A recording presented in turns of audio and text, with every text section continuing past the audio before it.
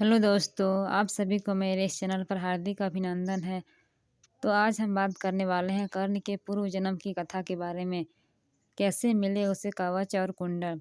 कर्ण का जन्म होना और जीवन भर यातनाएं भोगना भी उसके पूर्व जन्म का फल था। कर्ण पूर्व जन्म में एक राक्षस था जिसे सूर्य की कृपा प्राप्त थी।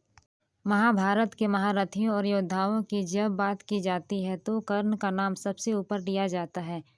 वह महारथी और महाधनुर्धर था, लेकिन जीवन भर उसे खुद को साबित करने के लिए संघर्ष करना पड़ा। जन्म जाति के साथ साथ उसे योद्धा के तौर पर वह सम्मान नहीं मिला जिसका वह अधिकारी था, लेकिन इसके पीछे पूर्व जन्म का काफ़ी हद तक जिम्मेदार था। जानते हैं कर्ण के पूर्व जन्म की कहानी।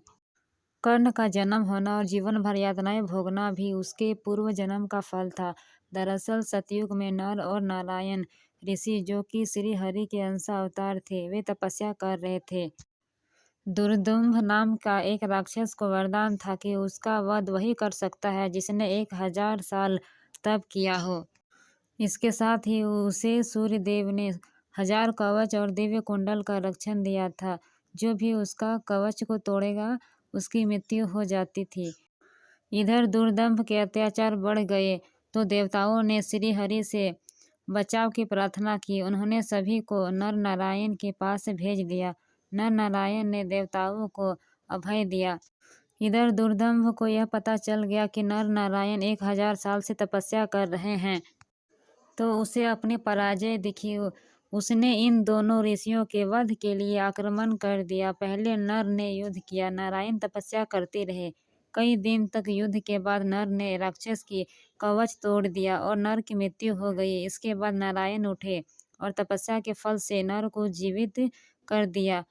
अब नर तपस्या करने लगे और नारायण ने दूसरे कवच तोड़ा तो उनकी भी मृत्यु हो गई, लेकिन उन्हें नर ने तप के फल से जीवित कर दिया। इस तरह लगातार युद्ध चलता रहा।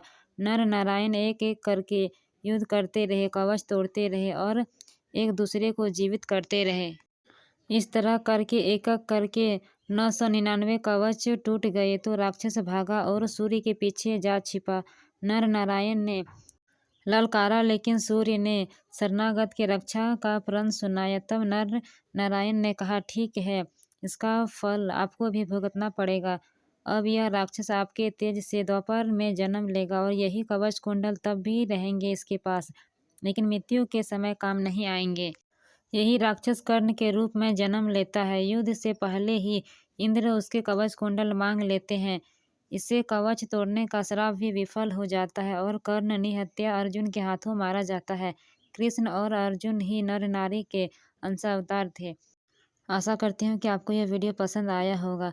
तो फिर मिलेंगे एक नई वीडियो के साथ। Thank you.